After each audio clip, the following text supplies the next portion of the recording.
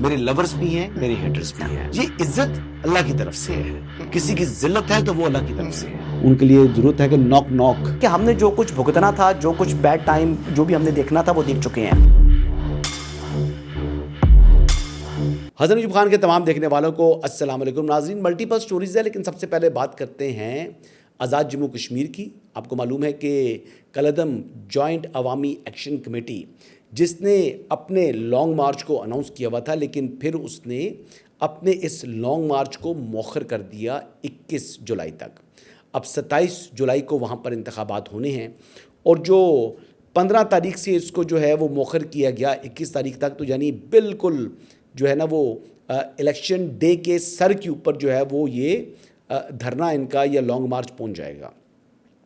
تو یعنی پہلے اضافی نفری بھی منگوائی گئی تھی اسلام آباد سے رینجرز کو، پولیس اہلکار جو ہے، اور جو اینٹی رائٹ گیئرز کے ساتھ. اس کا مطلب یہ واضح ایک عندیہ تھا کہ ریاست آزاد جموں کشمیر کالعدم جوائنٹ عوامی ایکشن کمیٹی کے خلاف آپریشن اور فیصلہ کن آپریشن کرنے جا رہی ہے.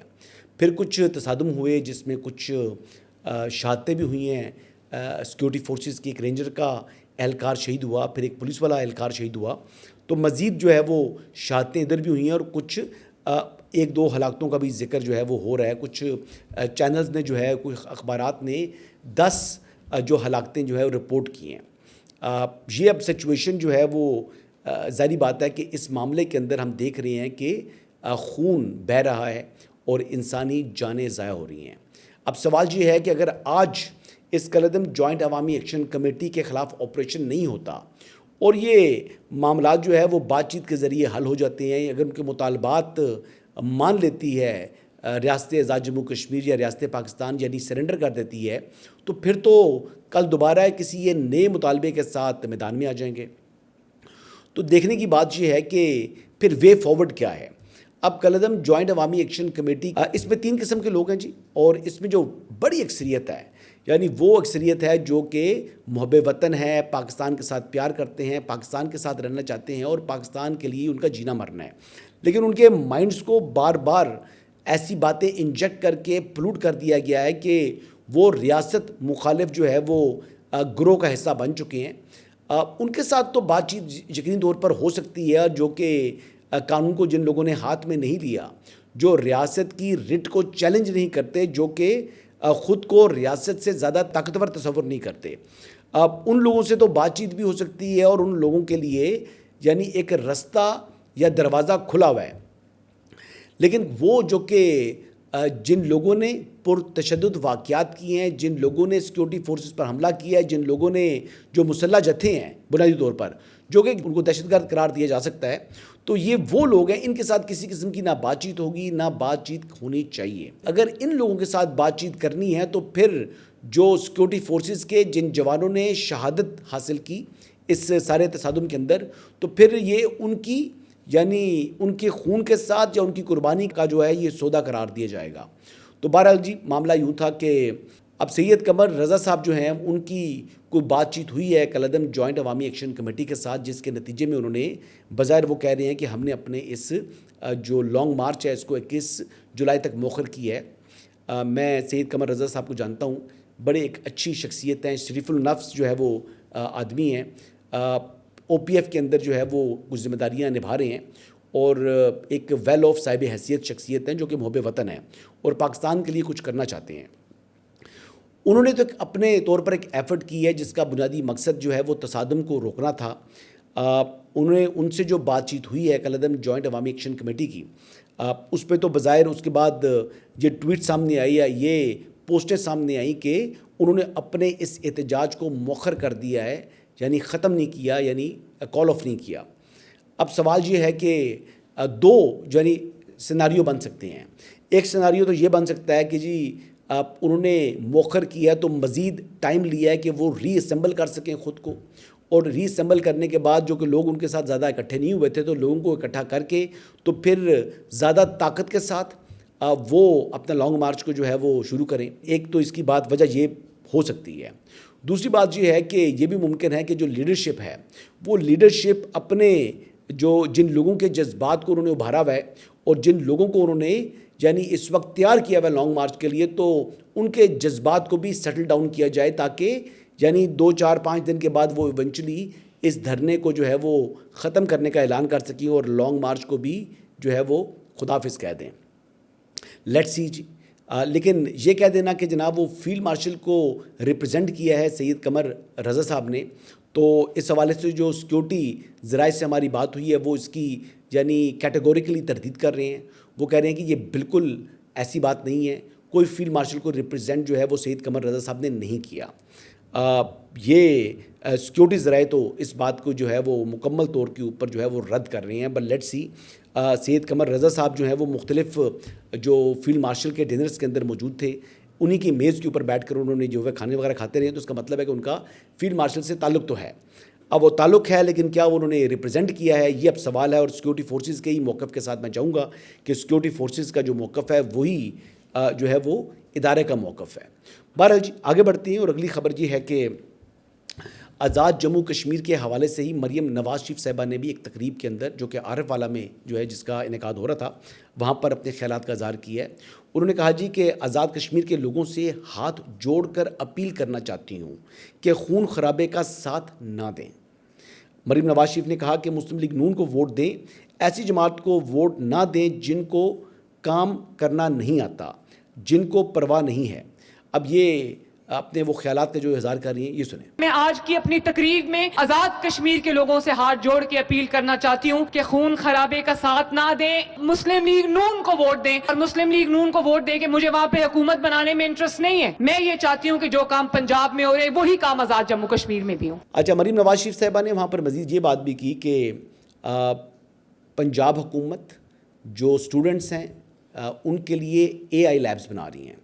انہوں نے یہ بتایا کہ وہ چائنا اور جاپان گئی ہیں اور وہاں پر دیکھا کہ جناب بچے AI کے لیبس کے اندر جو ہے وہ کام کر رہے ہیں، پڑھ رہے ہیں. تو انہوں نے کہا جی کہ پنجاب کے بچے کیوں نہیں AI پڑھ سکتے. تو آرٹیفیشل انٹیلیجنس کا جو یہ دور آ چکا ہے، آنے والا وقت AI کا ہے. یعنی ایون کہ بزنس بھی لوگ جو ہیں وہ AI کے ساتھ کر رہے ہیں. جوائنٹ آنرز جو ہیں وہ ڈگریز بچے لے رہے ہیں جس میں ہر ایک سبجیکٹ کے ساتھ، چاہے وہ بزنس ہے، لاء ہے، میڈیسن ہے، کوئی بھی چیز ہے جی، ایون اکاؤنٹنگ وغیرہ بھی ہے، تمام کی تمام چیزوں کے اندر جو ہے وہ AI اب انٹیگریٹ ہو چکا ہے. اب جوائنٹ آنرز کی طرف تمام کے تمام اسٹوڈنٹس جا رہے ہیں اور آنے والا وقت بھی آرٹیفیشل انٹیلیجنس کا ہے. اب مریم نواز شریف صاحبہ نے یہ بھی بات کی، پلس پنجاب کے اندر ان کی جو کارکردگی ہے اس کا بھی انہوں نے کھل کر اظہار کیا. انہوں نے کہا جی کہ میں 2 سال کے بعد آئی ہوں، لیکن میں نے 2 سال کے بعد آ کر یہ نہیں کہا کہ میں فلاں فلاں فلاں آپ کے لیے کام کروں گی، بلکہ انہوں نے کہا کہ 2 سال کے بعد میں آئی ہوں تو 10,000 سرکاری اسکولوں کو اپ گریڈ اور اپ ڈیٹ کر کے آئی ہوں. مریم نواز شریف نے بچوں کو مخاطب کرتے ہوئے کہا کہ آپ پڑھیں، آپ کو جو چاہیے ملے گا. انہوں نے کہا آپ کو لیپ ٹاپ ملیں گے، آپ کو ٹیبلٹس ملیں گے. اور ساتھ ساتھ مریم نواز شریف صاحبہ نے یہ بھی کہا کہ جو لڑکے ہیں ان کو 15,000 روپے ڈاؤن پیمنٹ کے اوپر اور لڑکیوں کو بغیر ڈاؤن پیمنٹ کے الیکٹرک بائکس ملیں گے. آپ کو لیپ ٹاپ چاہیے، آپ کو لیپ ٹاپ ملے گا. آپ کو اگر الیکٹرک بائک چاہیے تو آپ کو الیکٹرک بائک ملے گی انشاءاللہ تعالیٰ. اس سال ہم اسٹوڈنٹس کو 1 لاکھ الیکٹرک بائکس دینے جا رہے ہیں فری. لڑکوں کو صرف ڈاؤن پیمنٹ 15,000 کرنی پڑے گی اور اس کے بعد ان کی 2,000 مہینہ کے قریب قسط ہوگی. تو انہوں نے کہا کہ لڑکیوں کے لیے بھی یہ ہے، سوری بوائز. تو میں نے کہا کہ لڑکیوں کو وہ 15,000 بھی نہیں دینا، ان کو وہ مل جائے گی بائک بغیر کوئی ڈاؤن پیمنٹ کیے ہوئے. یہ چیف منسٹر صاحبہ، یہ پنجاب کے جو نوجوان لڑکے ہیں یہ ان سے تھوڑا سا جو ہے نا وہ آپ نے فیور کر دی ہے خواتین کو. بھائی خواتین ہوں یا لڑکے ہوں، اب ظاہری بات ہے دونوں کو برابری کے اوپر جو ہے وہ ڈیل کرنا چاہیے. لڑکیوں کو بغیر ڈاؤن پیمنٹ کے اور لڑکوں کو 15,000 ڈاؤن پیمنٹ کے اوپر آپ جو ہے الیکٹرک بائکس دے رہی ہیں، تو کیا یہ زیادتی نہیں ہے جی؟ بہرحال ایک اچھا جیسچر ہے جی. لیکن مریم نواز نے اس کے ساتھ مزید باتیں یہ بھی بتائیں کہ انہوں نے کہا کہ 40,000 کلومیٹر جو سڑکیں ہیں ان کو انہوں نے تعمیر کیا ہے اپنے اس دور کے اندر. اور میں اب یہ کہہ رہا ہوں کہ مریم نواز شریف صاحبہ نے خاصے جو ہیں وہ ڈیولپمنٹ کے کام کیے، لیکن کیا اس سال وہ یہ ڈیولپمنٹ کے کام اسی پیس کے ساتھ کر پائیں گی جو کہ گزشتہ 2 سالوں میں انہوں نے کیا تھا؟ تو جواب ہے نہیں، کیونکہ جو PSDP کے اوپر بڑا کٹ لگ چکا ہے 750 ارب روپے کا.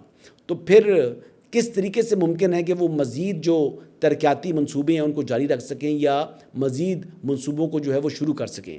سو لہٰذا اس حوالے سے اس ضمن کے اندر جو ہے یہ ایک قربانی جو پنجاب نے دی ہے اس کو رپیٹ میں اس لیے کر رہا ہوں تاکہ یہ بات یعنی لوگ بھولیں نہ کہ پنجاب نے اپنے 750 ارب روپے قربان کیے ہیں صرف وفاق کے لیے اور پاکستان کے لیے اور پاکستان کی سیکیورٹی کے لیے. آگے بڑھتے ہیں جی. اگلی خبر یہ ہے کہ اس وقت اگر ہم بات کریں تو انسداد دہشت گردی کی جو عدالت اسلام آباد کی ہے اس نے وزیر اعلیٰ خیبر پختونخوا ہاں جی وہی والے اس کی لپٹنا پلٹنا جھپٹنا یعنی سہیل آفریدی صاحب کی اور جنید اکبر اور عبد الغنی آفریدی کے خلاف جو ہے وہ ان کی اشتہاری ہونے کے لیے یعنی ایبسکانڈر قرار دیے جانے کے لیے جو ہے وہ کارروائی کا آغاز کرتی ہے. اور یہ مارگلا پولیس اسٹیشن کا 26 نومبر واقعات سے متعلق جو مقدمہ ہے یہ اس حوالے سے جو معاملہ تھا وہ آج پولیس رپورٹ انسداد دہشت گردی کی عدالت میں جمع کرا دی گئی ہے. اچھا جی, اس میں پولیس نے کہا ہے جی کہ کوشش کے باوجود ملزمان کے ناقابل ضمانت وارنٹ گرفتاری پر عمل درآمد نہ ہو سکا. وارنٹ کی عدم تعمیل پر ملزمان کے خلاف قانون کے مطابق اشتہاری جو قرار دینے کی جو کارروائی ہے وہ شروع کی گئی ہے. اشتہاری کارروائی مکمل ہونے کے بعد اب ضابطہ فوجداری کی دفعہ 173 کے تحت چلان کی تیاری آخری مراحل میں ہے. اور رپورٹ میں یہ بھی کہا گیا ہے کہ ملزمان کا چلان مکمل ہوتے ہی عدالت کے سامنے پیش کر دیا جائے گا. اب کیس کی کارروائی میں کسی بھی سطح پر کوئی غفلت, تاخیر یا کوشش کی کمی نہیں ہوئی. یہ ڈی آئی جی اسلام آباد نے جو ہے وہ اپنی رپورٹ میں جو ہے وہ عدالت کو بتایا ہے. یہ اشتہاری قرار دیا جا رہا ہے. تو میں اس پہ یہ بات کرنا چاہوں گا کہ اشتہاری جو ہیں وہ آلریڈی عدالتوں سے سیافتہ مجرمان اس وقت خیبر پختونخوا کے اندر ان کے لیے سیف ہیون بنا ہوا ہے. میں یہ بتاؤں آپ کو کہ عمر ایوب صاحب, شبلی فراز صاحب, زرتاج گل صاحبہ, احمد چٹھا, یہ تمام وہ نام ہیں جو کہ بڑے بڑے لیڈرز ہیں. ان میں سے 2 تو قائد حزب اختلاف تھے, ایک سینٹ میں تھا, ایک قومی اسمبلی کے اندر تھا. وہ سزا کے باوجود اس وقت خیبر پختونخوا کے اندر آرام سے زندگی گزار رہی ہے اور پولیس ان کی طرف منہ نہیں کر رہی. یہ پاکستان تحریک انصاف ہے اور یہ ان کی اصلیت ہے. لیکن بات کرتے ہیں جی کہ جو حکومت ہے وہ آئین اور قانون کو نہیں مانتی, وفاقی حکومت پر یہ الزام عائد کرتے ہیں, تو اپنے گریبان کیوں نہیں جھانکتے؟ سہیل آفریدی صاحب اپنا چہرہ آئینے میں دیکھیں اور وہ دیکھیں کہ وہ کیا کر رہے ہیں. جن لوگوں کو عدالتوں نے سزائیں سنا دی ہیں ان کو آپ پروٹیکٹ کر رہے ہیں. لیکن سہیل آفریدی صاحب نے یعنی ان کی جو اس وقت پرائرٹیز ہیں وہ گورننس نہیں ہے, وہ رول آف لا نہیں ہے, بلکہ وہ سیلف پروجیکشن ہے اور سیر سپاٹا ہے. اور آج وہ سیر سپاٹے کی غرض سے جو ہے وہ پہنچے ہیں سوات میں. اور آپ یہ دیکھیں کہ ہیلی کاپٹر سے کس طرح اترے ہیں, کس طرح سن گلاسز وہ کبھی نہیں اتارتے. وہ سن گلاسز ان کی جو ہے وہ پہنی ہوتی ہے, انہوں نے دیکھیں سٹائل بھی وہ پورے دکھاتے ہیں. صوبے کے حالات دیکھیں وہاں پر کیسے چل رہے ہیں اور ان کی پرائرٹیز دیکھیں. شہادتیں وہاں پر ہو رہی ہیں, شہداء کے جنازوں کے اندر شرکت نہیں کرتے, لیکن اپنی سیلف پروجیکشن جو ہے انہوں نے عروج پر رکھی ہوئی ہے. اور اب سننے میں آ رہا ہے کہ وہ صحافیوں کو بھی جو ہے وہ ٹورزم کروائیں گے, جو اپنی ٹورسٹ سپاٹس ہیں وہاں پر لے کے جائیں گے. بھائی پہلی بات یہ ہے ٹورزم تب آئے گا جب قیام امن ہوگا. جب امن نہیں ہے تو پھر ٹورزم نہیں ہے. آپ نے یعنی ٹورزم کے لیے پہلے امن, پھر وہاں پر بنیادی سہولیات, اور پھر ٹورزم کو آپ فروغ دے سکتے ہیں. لیکن بہرحال لیٹس سی جی یہ معاملہ جو ہے وہ ان کی گورننس جو ہے یہ اس طریقے سے کتنا عرصہ مزید چل سکتی ہے. آگے بات کرتے ہیں جی بلوچستان کے حوالے سے. میں نے کل بات نہیں کی تھی. آپریشن شابان تو جاری ہے ہی ہے, لیکن اس کے علاوہ بھی دیگر علاقوں کے اندر بھی سیکورٹی فورسز نے جو دہشت گردوں کے جو ہے وہ پیچھے جانے کا سلسلہ اپنا جاری رکھا ہوا ہے. اور مزید جو کارروائی ہوئی ہے, کلیئرنس آپریشن ہو رہا ہے مسنون کے علاقے میں. سیکورٹی فورسز کی جو ہے وہ کلیئرنس آپریشن کر رہے تھے, جس کے نتیجے میں جو 7 دہشت گرد ہیں وہ جنم واصل ہوئے ہیں, جبکہ 3 سیکورٹی اہلکار بھی جو اطلاعات کے مطابق جو ہیں وہ شہید ہوئے ہیں. لیکن اس حوالے سے ابھی تک آئی سی پی آر نے کو اپنی حتمی خبر جاری نہیں کی. 3 اہلکار جو ہیں وہ ہمارے بھی شہید ہو چکے ہیں. لیکن یہ جو شابان کے اندر تو فضائی کارروائی ہو رہی تھی, یہ مستونگ کے علاقے کے اندر بھی ہیلی کاپٹر کے ذریعے جو ہے وہ فضائی نگرانی بھی کی جا رہی ہے, اور دیکھا جا رہا ہے کہ یہ معاملہ کس طرح جو ہے ان کا خاتمہ کیا جا سکے. یہ عزم ہے جی اس وقت سیکورٹی فورسز کا کہ آخری دہشت گرد تک جو ہے یہ کارروائیاں جاری رہیں گی, اور دہشت گردی کو یا دہشت گردی کے اس ناسور کو جو ہے وہ انشاءاللہ جڑ سے اکھاڑا جائے گا. اینڈ میں بات کروں گا جی ایران اور امریکہ کے جو اس وقت کشیدگی ہے وہ عروج پر پہنچ چکی ہے. اور یہ جو کشیدگی بڑی ہے, اس میں یہ کہوں گا کہ زیادہ اس معاملے کے اندر تنقید جو ہے وہ ایران کے اوپر ہو رہی ہے.